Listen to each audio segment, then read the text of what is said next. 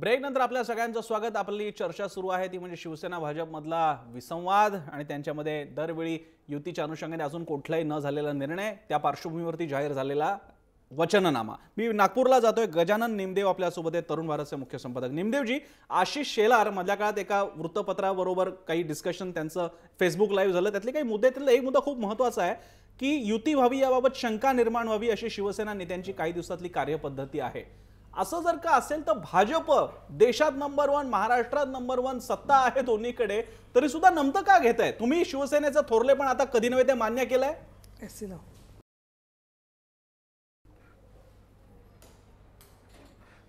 मला तसं वाटत नाही। शिवसेना आणि भाजपा हे नैसर्गिक मित्र आहे, मी याआधी बोलताना सांगितलंय।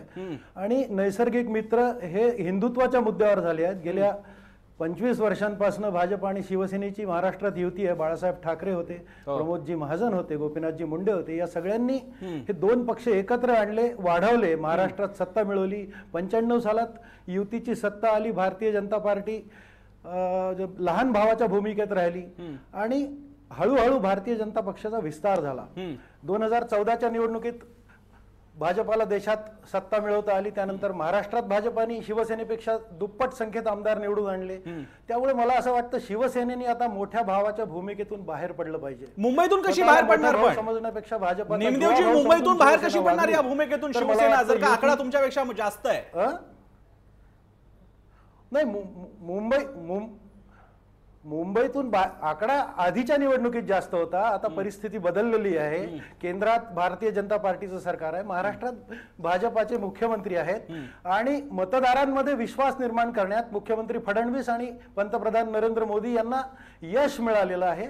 मतदारांचा कल भाजपाकडे वाढतोय, बाहेरच्या पक्षांमधून भाजपाकडे येणाऱ्यांची संख्या वाढते आहे। अशा स्थितीत वेगळा विचार शिवसेनेने करायला पाहिजे। नाही, पण निमदेवजी मला हे सांगा, आजपर्यंत जे भाजपचे सर्व प्रमुख नेते सातत्याने विरोध करत होते युतीचा, मुंबईमध्ये युती नको, आपण 100 पेक्षा जास्त जागांवर सहजतेने निवडून येऊ अशा स्वरूपाची चर्चा करत होते, तेच नेते अखेरीस युतीसाठी इतक्या पायगड्या घालताना का दिसतायत हो? काय कारण काय?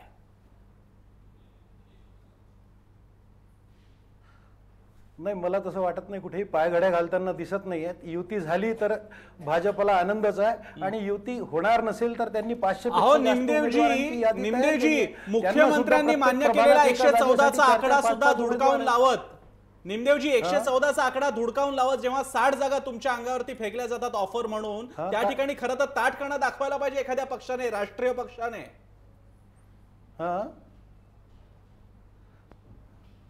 मला वाटतं भारतीय जनता पार्टी राजकीय परिपक्वता दाखवत आहे, आपला नैसर्गिक मित्र आपल्यापासून दूर जाऊ नये, मतदारांमध्ये वेगळा संदेश जाऊ नये, म्हणून मुख्यमंत्री संयमी भूमिका घेऊन वागतात असं मला वाटतं। ठीक आहे, हेमंत देसाई याबद्दल टिप्पणी करायची।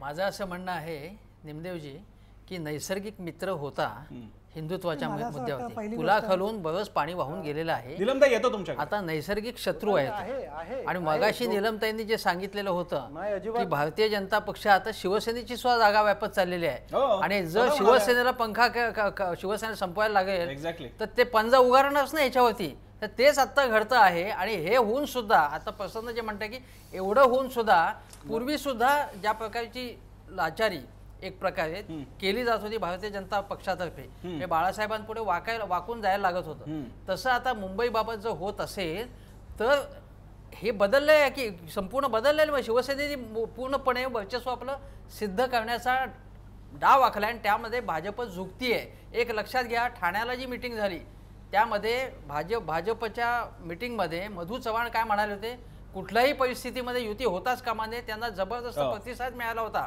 त्याच्या अगोदरच्या मीटिंग मध्ये सुद्धा प्रतिसाद मिळालेला होता, हे लक्षात घ्या तुम्हाला। आणि आता असं असून तुम्ही म्हणताय की हिंदुत्वाच्या मुद्द्यावरती एकत्र आहात, एकत्र, पण मुंबईच्या किंवा मराठी माणसाच्या मुद्द्यावरती एकत्र आहात का तुम्ही? तर तुम्ही एकत्र नाही आहात। म्हणून तर शिवसेनेने गेल्या वेळी टीका केली होती, तिकडनं सैन्य चालकवून येत आहे आणि आम्हाला हे चालू दे, त्यांना हटवायचं आहे, मागे टाकायचं आहे। भाजपने मराठीचा मुद्दा कधीही, निमकर बोला, निमदेव बोला,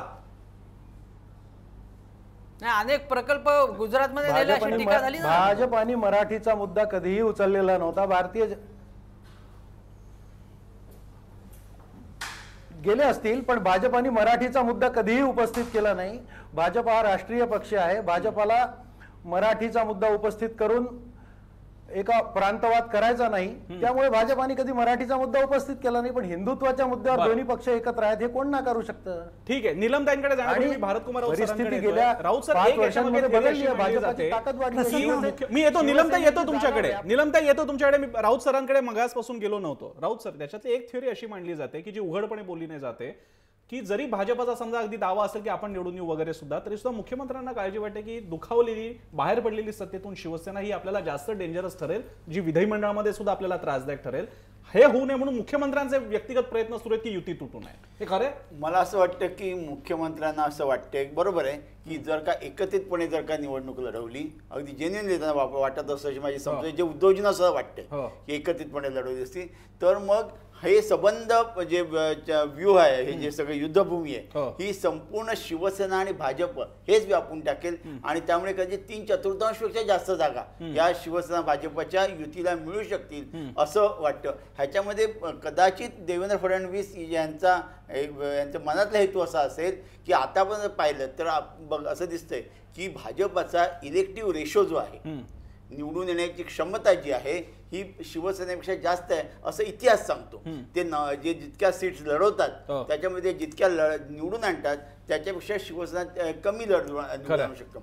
अशा वेळी जर का 50% किंवा 60%, 40% इतकी जरी युती झाली तरी सुद्धा कदाचित भाजपाला असं वाटत असणार किंवा देवेंद्रजींना असं वाटत असणार की आपला नंबर, आपला आकडा हा शिवसेनापेक्षा हा निवडून आल्यानंतर हा आपला जास्त असेल. आणि असा जर का आपला आकडा जास्त झाला तर महापौर पद, स्थायी समितीचं अध्यक्षपद याच्यावर आपल्यालाच दावा लावता येईल आणि त्यावेळी शिवसेना काही बोलू शकणार नाही. याचं कारण इथे युती होती, तुम्ही स्वतःच्या राजखुशीने केलेली युती आहे. मग आता जर आमचे जास्त आले निवडून, आम्ही काय करणार? जे एकदा झालेलं होतं, गोपीनाथ मुंडे यांना विरोधी पक्षनेतेपद द्यावं लागलं होतं कारण शिवसेनेचे 4 लोक सोडून गेले होते आणि मनोज जोशी विरोधी पक्षनेते सोडा द्यावं. तेव्हा जरी आपण युतीतून निवडून आलो असतो आणि तेव्हा शिवसेना हा मोठा भाऊ होता, तरी सुद्धा भाजपाने हे सगळं सोडून देऊन त्यांनी विरोधी पक्षनेतेपदावर दावा लावला आणि गोपीनाथजी मुंडे हे विरोधी पक्षनेते झाले होते. कदाचित अशी भूमिका ही देवेंद्र फडणवीस यांची आता. निलमताईंकडे जाण्यापूर्वी निलेश, एक तुमच्यासाठी प्रश्न. भाजप ज्याप्रमाणे आम्ही युती आम्हाला करायचीच आहे, नैसर्गिक मित्र आहोत, पण त्या ठिकाणी शिवसेना मात्र ऍटिट्यूड दाखवत आहे. मराठी माणसाला हे सुखावणारं चित्र आहे मुंबईतल्या, असं इम्प्रेशन तयार होऊ देणे भाजपच्या मुळावरती नाही का येणार मुंबईत? नाही, मुख्यतः शिवसेना संपते असं चित्र ज्या वेळी तयार होतं त्यावेळेला शिवसेनेचा जास्त फायदा होतो. शिवसेनेचा अपमान होतोय, मराठी माणसाचा अपमान होतोय असं चित्र तयार होतं त्यावेळेला शिवसेनेचा फायदा होतोय आणि त्यामुळे भाजप नमतंय. यातून शिवसेनेचा खूप काही फायदा मतदानाच्या दृष्टीने होईल असं मला वाटत नाही. दुसरी गोष्ट जी आपण चर्चा करत होतो, जर मुंबई महानगरपालिकेमध्ये युती झाली नाही आणि किंवा झाली आणि अशा परिस्थितीत जर युती न होता सेना जी आहे ती जर एक छोटा पक्ष म्हणून समोर आली, मुंबईत सत्तेत येऊ शकली नाही, तर जो भाग जो आतापर्यंत जिव्हाळी लागून सत्तेत राहतोय, काही कुरबुरी करतोय, अनेक वेळेला टीका टिप्पणीही करतोय, मात्र तो सत्तेबरोबर राहतोय, याच वाघाला जर मोठी जखम झाली तर तो राज्यातल्या सत्तेतूनही बाहेर पडेल आणि त्याच क्षणाची वाट विरोधी पक्ष पाहत बसलेला आहे. आणि अशा परिस्थितीमध्ये या जखमी वाघाला बरोबर ठेवण्याशिवाय पर्याय नाही आणि म्हणून जास्तीत जास्त अंधारात गोंजारत शिवसेनेला बरोबर घेण्याचा प्रयत्न जो आहे तो भाजपचा या ठिकाणी पाहायला मिळतोय. दुसरीकडे आणखी एक मुद्दा, तो म्हणजे नोटबंदीनंतर बदललेलं वातावरण. नोटबंदीनंतर भाजपची जी एक प्रतिमा होती, नरेंद्र मोदींची जी पॉप्युलॅरिटी होती ती सातत्यानं कमी होते. अशा परिस्थितीमध्ये मुंबईतला मतदार म्हणजे कोण? तर 33-34% मराठी माणूस हा शिवसेनेचा मतदार. त्या व्यतिरिक्त 60% मतदार कोण होता? तो गुजराती होता, तो मारवाडी होता, तो उत्तर प्रदेशचा नागरिक होता, तो बिहारचा होता. या उत्तर प्रदेशात असलेलं वातावरण, बिहारमधलं वातावरण आणि नोटबंदीनं गुजराती मारवाडी समाजामध्ये निर्माण झालेलं वातावरण, याचा फायदा जर कोणाला होणार आहे तर तो सेनेला होणार आहे, तो भाजपला नाही. आणि म्हणून जी टोकाचा विरोध करणारी भाजप 50 दिवसापूर्वी होती ती आता युती करा किंवा युतीत आपण बरोबर राहू असं वातावरण तयार करून सेनेबरोबर जुळवून घेण्याचा प्रयत्न करताय असं मला व्यक्तिशः वाटतं. निलेश, मला याच्या एकच सांगायचंय की नोटाबंदीनंतर भाजपाचा जो जनकौल आहे तो त्यांच्या विरुद्ध जायला लागला किंवा मोदींच्या विरुद्ध वातावरणात असं आपण म्हणतो. मग ज्या गेल्या नगरपालिकांच्या निवडणुका झाल्या महाराष्ट्रामध्ये इतक्या ठिकाणी, त्या ठिकाणी इतक्या मोठ्या प्रमाणावर नगराध्यक्ष हे भाजपाचे कसे काय निवडून आले हा माझ्यापुढे मोठा प्रश्न आहे. कित्येक नगरपालिका जिथे शिवसेना म्हणजे भाजपने 2 आकडी संख्याही गाठली नव्हती तशा नगरपालिका ह्या भाजपाच्या हातात गेलेल्या आहेत. हे कसं काय झालं? जर का हे नगरातले लोक जे शहरातले नाहीत किंवा गावातले नाहीत, नगरातले लोक जर का इतक्या मोठ्या प्रमाणावर जर का भाजपाकडे अजूनही आकृष्ट आहेत तर गेल्या 3 आठवड्यामध्ये काय घडलं असेल की ज्याच्यामुळे हे भाजपाच्या विरुद्ध जातात? नाही भरतकुमारजी, मुख्यतः 50 दिवसापूर्वीचं वातावरण, 50 दिवसामध्ये सर्व काही नीट होईल असं एक आश्वासन होतं. काळा पैसा जो आहे तो पूर्णतः संपुष्टात येईल अशा स्वरूपाचं वातावरण होतं. आणि हा जो सर्जिकल स्ट्राईक होता ब्लॅक मनीच्या विरोधातला हा अपयशी ठरला अशा स्वरूपाचं तयार होत असलेलं चित्र नाही 50 दिवसाच्या आत झाल्या.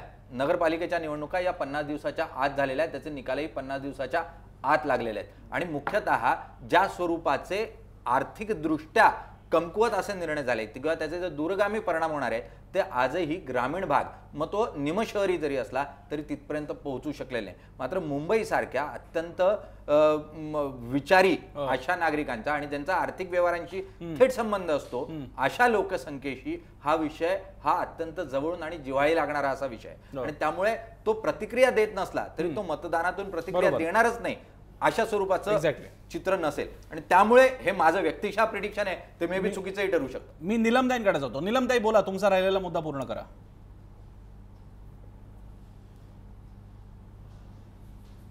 नाही राहिलेले मुद्दे म्हणजे त्याच्यानंतर 50 मुद्दे आता आपल्या सगळ्या पॅनलिस्टने वेगवेगळे मांडलेले आहेत. आणि तुम्ही एकतर्फी अशी एक भाषा ठरवली आहे प्रसन्न की म्हणजे तुम्ही काय माहिती आहे का, मला 5 मिनिटं देणार आणि त्याच्यात मी 25 मिनिटाचा प्रतिवाद करायचा का? अरे निदान बोलण्यामध्ये तरी समानता ठेवा. हां, त्याच्यामुळे मला आता मी काही लांबलचक बोलणार नाही आहे कारण वेळ संपत आलेली आहे. मला चांगली कल्पना आहे, सगळी जगप्रदक्षिणा करून माझ्याकडे आलास आणि त्याच्यानंतर परत आता संवाद म्हणजे लाचारी, सहकार्याची अपेक्षा म्हणजे वाकून जाणं, जागांवरती वाटाघाटी म्हणजे नमणं, ही जी तुमची व्याख्या केली आहे ना तुम्ही ती आधी बदला. अहो ती भाजपासाठी होती, मी भाजपला निलमताई शिवसेनेसाठी नव्हती ती. वेगवेगळ्या पद्धतीची चर्चा संवाद होत असतो आणि त्याच्या कोणासाठी आहे हा प्रश्न नाही आहे. तुम्ही ज्यावेळेला आम्ही पाठिंबा दिला तेव्हा हीच भाषा आमच्यासाठी वापरत होता. त्याच्यामुळे मुद्दा असा आहे की आमच्या दृष्टीने जे काही काँग्रेस आणि राष्ट्रवादी काँग्रेस यांच्या समोर आम्ही जे 15 वर्ष लढलो त्या पार्श्वभूमीवरती भारतीय जनता पक्षाच्या आम्ही सरकारला पाठिंबा दिला. आता प्रश्न तुम्ही 2 विचारले की कोण महाराष्ट्र वेगळा करणार आहे. आजच्या घडीला तर मुंबईमध्ये कोण हे बोलत नाहीये, पण मागो वैद्यांनी 21 जानेवारीला 4 राज्याचा नकाशा काढून दाखवला कसे राज्य होतील वगैरे. विदर्भ मिरर मध्ये त्या बातम्या दिल्या. अर्थात त्यांना तो अधिकार आहे, त्यांचं काय म्हणणं ते बोलू शकतात. पण शेवटी प्रतिवाद सामना नाही केला ना, त्याचा प्रतिवाद दुसरा कोणी आला नाही ना, महाराष्ट्र प्रेमी माणूस त्याचा प्रतिवाद करण्यासाठी. म्हणून मग तो प्रतिवाद घरातल्या घरात बसून करणार आहेत का फोनवर बोलून करणार आहेत मला माहित नाही त्यांच्या प्रतिवादाची पद्धत काय ते. परंतु शिवसेना जशी उघड भूमिका घेते या संदर्भामध्ये तशी भूमिका दुसऱ्या कुणालाही घ्यावीशी वाटली नाही, हे मला इथे सांगायला पाहिजे. दुसरे हे जे विषय आहे ना सगळा की पुढच्या येण्यामध्ये स्ट्रायकिंग रेट भाजपचा चांगला आहे असं एक फार नेहमीचं आवडतं स्टेटमेंट आहे भाजपचं. दुर्दैवाने भारतकुमार राऊतांनी त्यांचं स्टेटमेंट तसंच्या तसं वाचलं. पण मला इथे मुद्दाम सांगायला पाहिजे की ज्या वेळेला आमच्याकडे शिवसेना आणि भाजप विधानसभेची चर्चा व्हायची, मला स्वतः मनोहर जोशी सरांनी सांगितलेलं आहे, मी पण अनेक चर्चा पाहिलेल्या आहेत की जवळजवळ 40-50 अशा जागा होत्या की ज्या घ्यायलाच त्यावेळेला भारतीय जनता पक्ष तयार नसायचा, शेवटच्या बैठकीला यायचे नाहीत आणि मग त्या सगळ्या पश्चिम महाराष्ट्रातल्या ज्या जागा आहेत त्या शिवसेनेला लढवायला लागायच्या की जिथे आता त्यांनी इतर पक्षांमधले लोक घेऊन त्यांची संख्या वाढवलेली आहे. आणि त्यामुळे स्ट्रायकिंग रेट करायची का आयाराम करायचे का काय करायचं तो त्यांचा प्रश्न आहे. पण हा स्ट्रायकिंग रेटची जी चर्चा आहे ना ती बकवास आहे सगळी. याचं कारण असं आहे की ज्या जागा कधीच निवडून आलेल्या नाहीयेत कधीच शिवसेनेकडून किंवा भाजपकडून, त्याच्यामधला स्ट्रायकिंग रेट जो आहे तो काहीतरी दाखवायचा कागदोपत्री, त्याला काय अर्थ नाही ना. त्याच्यामध्ये तुम्ही गणेश टेलरला घेणार, अजून पवन पवारला घेणार आणि मग स्ट्रायकिंग रेट करून दाखवणार. मग ते स्ट्रायकिंग रेट जे आतापर्यंत शिवसेना भाजपचे मतदार होते त्यांच्याच वरती स्ट्रायकिंग करायचंय का आपल्याला. त्याच्यामुळे काय माहिती मला वाईट वाटतं या गोष्टीचं की भारतकुमार राऊतांनी सुद्धा ते स्टेटमेंट स्वीकारलंय. पण ठीक आहे, माझं म्हणणं असं आहे की जय महाराष्ट्र चॅनल असेल, स्वतः अभ्यासक आहेत, हेमंत देसाई आहेत, भारतकुमार राऊत आहेत, तुम्ही आहात दोघं जण, प्रसन्न जोशी आणि निलेश खरे, पण आपल्याला वेट अँड वॉचचीच भूमिका आत्ताच्या घडीला ठेवली पाहिजे. याचं कारण असं की माननीय उद्धव साहेबांनी आणि देवेंद्र फडणवीसांनी काय करायचं याच्याबद्दल ते अंतिम निर्णय काय तो घेणार आहेत आणि तो निर्णय स्वतःच्या पक्षाच्याच बरोबर मुंबईकरांच्या हिताच्या दृष्टीने जो योग्य आहे तो निर्णय होईल. आणि दुसरं असं की मधल्या काळामध्ये वाघ जखमी झालाय काय झालंय हे बघ, प्रत्येक पक्षाची भूमिका आहे. दुसरं निमदेवांनी भूमिका व्यवस्थित मांडली आहे. फक्त त्याच्यात मला एक छोटा मतभेद असा आहे की मोठा भाऊ लहान भाऊ संख्येच्या बळावर ठरत असेल ना तर ती संख्या कशा पद्धतीने ठरणार याच्या संदर्भामध्ये संभाजीनगरला युतीमध्ये ठरलं होतं. कोणाचंही कसं बहुमत आलं कमी जास्त आले तरी 2.5 वर्ष महापौर असणार आणि त्याच्यामध्ये 2 वर्ष शिवसेनेचा महापौर झाल्यावर भारतीय जनता पक्षाला नंतर आता मिळालेली आहे संधी जी आहे ती. त्यामुळे वर्किंग काही काढले मार्ग तर त्याच्यामध्ये मी असं म्हणणार नाही की हे करावं का ते करावं, पण मी फक्त निदर्शनाला आणून देते. आणि दुसरं मला असं वाटतं की युती फुटावी, युती होऊ नये म्हणून ज्या काही उकळ्या फुटताना बघते ना मी सर्व सेक्टर्समध्ये, त्याच्यामुळे मला असं वाटतं की हे सगळे लोक आमच्या हिंदुत्ववादी भूमिकेच्या विरोधातले आहेत, खरे छुपे आणि उघड विरोधक. आणि म्हणून त्यांना भारतीय जनता पक्ष आणि शिवसेनेमधले वाद वाढवण्यामध्ये रस आहे. मतभेद जरूर आहेत परंतु या मतभेदाच्या मधून कोणी मार्ग काढत असेल. निलमताई, तुमच्या शेवटच्या दोन कमेंट्स आशिष शेलार आणि किरीट सोमय्या यांना लागू होत्या असं मी ग्रह करून घेतलेला आहे स्वतःचा. या आमच्यापैकी कुणालाही नसून या किरीट सोमय्या आणि आशिष शेलारांसाठी होत्या असा मी माझा समज करून घेतलेला आहे. मी कार्यक्रमाच्या शेवटी निलेशकडे येतो क्लोजिंगसाठी. नाही प्रसन्न मुख्यतः निलमताईंनी जे म्हटलं त्यानुसार युती होऊ नये असं कोणालाही वाटत नाही, पण सेनेचा तोटा होऊ नये असं अनेकांना वाटतं. आणि त्यामुळे अनेकांची मतं जी आहेत ती समोर येताना ज्या वेळेला पाहायला मिळतात त्यावेळेला ती सेनेच्या योग्य मार्गक्रमणासाठी हितार्थ अशा स्वरूपाची असतात. ती जर ती चुकीची घेतली जात असतील तर त्यात आपला काही दोष नाही. पण मुख्यतः आज ज्या स्वरूपानं जाहीरनामा मांडून किंवा वचननामा जो उद्धव ठाकरेंनी म्हटला तो एक पाऊल पुढे या स्वरूपामध्ये शिवसेनेनं ठेवलं आणि एक दबाव तंत्र जे आहे ते यशस्वीपणे निर्माण केलं. निश्चितच भाजप बॅकफुटवर आहे मुंबई महानगरपालिकेच्या युतीच्या या चर्चेमध्ये आणि त्यामध्ये उद्धव ठाकरेंची खेळी जी आहे ती यशस्वी होताना पाहायला मिळते. अगदी थोडक्यात 2 ओळीत एकच ओळ की स्ट्राईक रेट जो म्हणाल्या तर शिवसेनेचा स्ट्राईक रेट माझ्या पुढे आता आकडेवारी लक्षात आहे जास्त आहे भाजपपेक्षा. गेल्या वेळची आकडेवारी तुम्ही बघितली शिवसेना जास्त यशस्वी झालेली आहे त्या बाबतीत. दुसरा मुद्दा निलमताईंची जी शेवटची कॉमेंट आहे की आमची युती होऊ नये म्हणून अनेक जण देव पाण्यात घालून बसलेले आहेत. तर याचा अर्थ निलमताई युतीबाबत पॉझिटिव्ह आहेत का आता?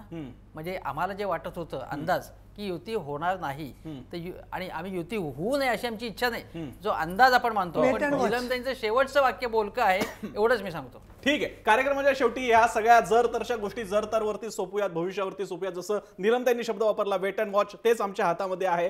तुर्तास मीडियावरती आणि विश्लेषकांना असं म्हणणं की आम्ही युती तोडण्यासाठी देव पाण्यात घालून बसलेलो आहेत. तर युती होऊ नये यासाठी बसलेली वक्तव्य कोणाची ही जरी चेक केली तरी लक्षात येतं की दोन्ही बाजूकडच्यांना युती नको असं ते म्हणतात. पण दोन्ही पक्षाचे शीर्षस्थ नेते उद्धव ठाकरे असतील नाहीतर देवेंद्र फडणवीस असतील यांच्या मनातल्या गोष्टी मात्र वेगळ्याच आहेत आणि त्याच बहुधा नेमक्या निश्चित काय ते ठरवणार आहेत हे उघड आहे.